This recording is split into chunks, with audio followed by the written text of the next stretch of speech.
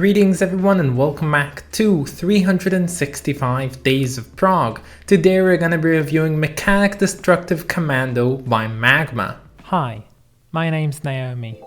I'm an avid progressive rock fan, but I'm a long ways from knowing all the prog albums out there. But this year, I'm gonna give it a try. This is 365 Days of Prog. Now, the thing is about Magma, as you probably know by now, they have their entire discography in a really odd language that they invented called Kömmandöh. And the names of the songs, they're also in Kömmandöh, and don't expect me to translate them because I don't know, and I couldn't find a translation. There probably is one, but I couldn't find any of it. But anyway, here are some of my favorite bits from this album.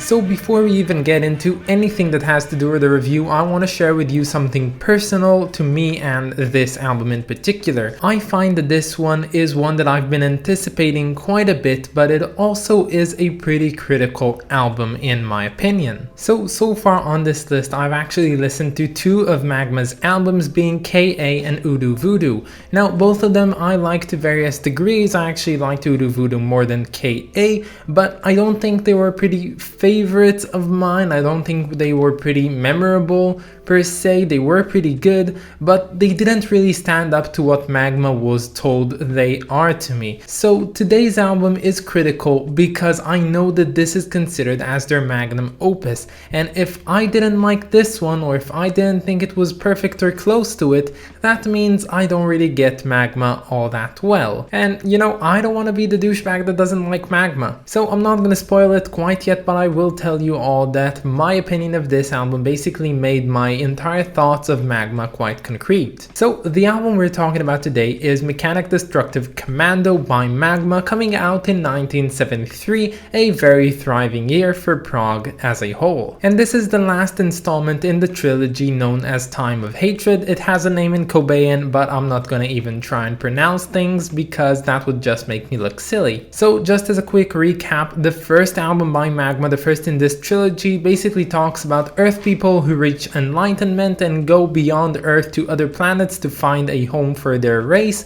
or you know, their new enlightened race, and they find a planet called Kömmandöh. The second album describes the Kömmandöhs coming back to Earth with solutions to all of Earth's problems. Of course, the solutions they've gained because they're enlightened right now, but the Earth people are like, no, we don't want you to intervene with our things, and they lock them up. And then Kömmandöh just threatened Earth with a huge laser beam, and Earth was like, okay, we'll let you go, just don't come back. And then we reach today's album. Now the story of Mëkanïk Dëstruktïwych Kömmandöh is something like this. So you have a man called Crayon Corman who reaches the same enlightenment like the Kömmandöhs, but he's an earthen on planet Earth, and he basically takes these ideas and tries to implement them on Earth in order to make the planet perfect. Now of course this entire album, as I already mentioned, is entirely sung in this made up language of Kömmandöh. It does have grammar to it, it does have rules, it does have meaning. I just don't know any of them, and I couldn't bother because let's face it. And oddly enough, Kömmandöh in this album sounds a lot like German. Unlike any of the albums I've listened to before which had a mix of different languages, this one really sounds German. Maybe it's just the way that they execute and say the words, I do not know. And this album starts off with my favorite track in particular, called, and pardon my Kömmandöh, Hot für den Stecken fest.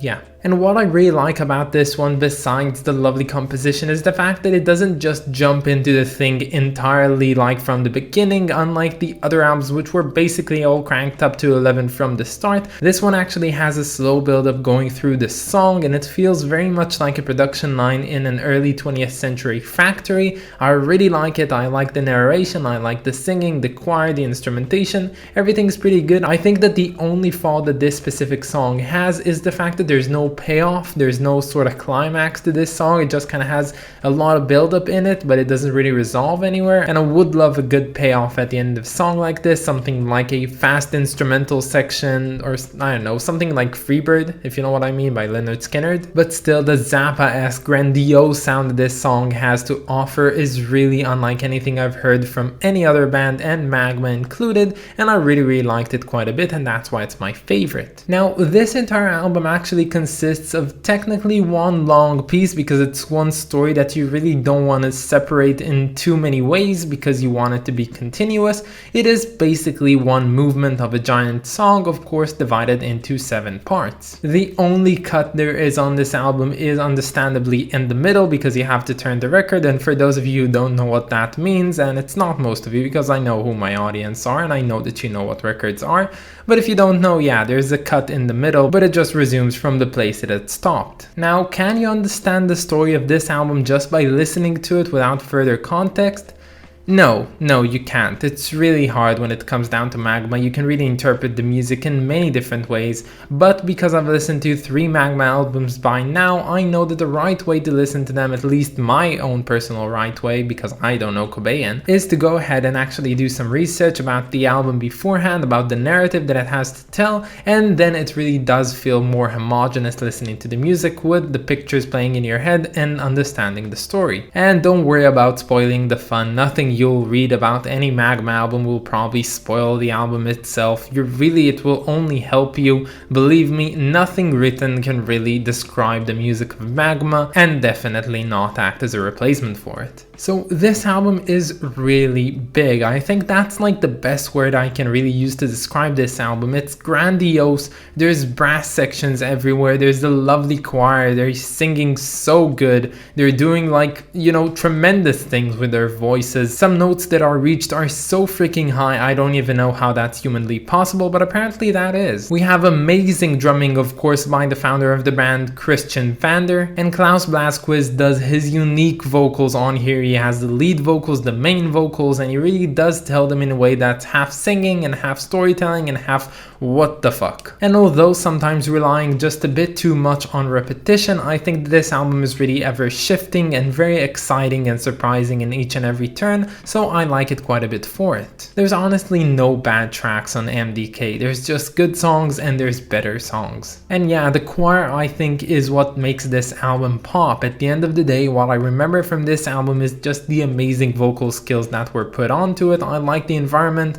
but the choir is really the instrument of the day here. They really gave a performance of a lifetime, which is unforgettable. And honestly, in Magma albums, I find that the choir is what either makes or breaks an album, and in this one, it totally made it. So despite not being perfect, I think that this Magma album is definitely one to remember and one to come back to, because it's really good.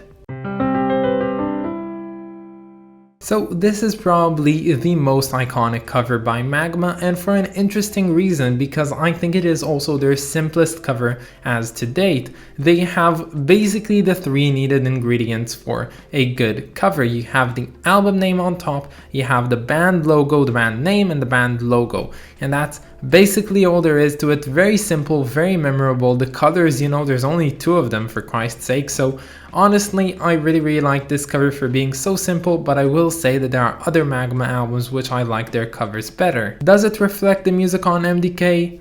No, it doesn't, and I think that's a part of the charm of it. It doesn't reflect the, extravaganza of monstrosity that is this album. It just shows you a plain, simple image, all that you need to know before entering this album, and honestly, I really like it for it. So I began this video by telling you that basically what I think of this album will cement my, pretty much whole view on Magma as a whole, and I think listening to this album I reached my conclusion. So this album receives a definitive 8 out of 10.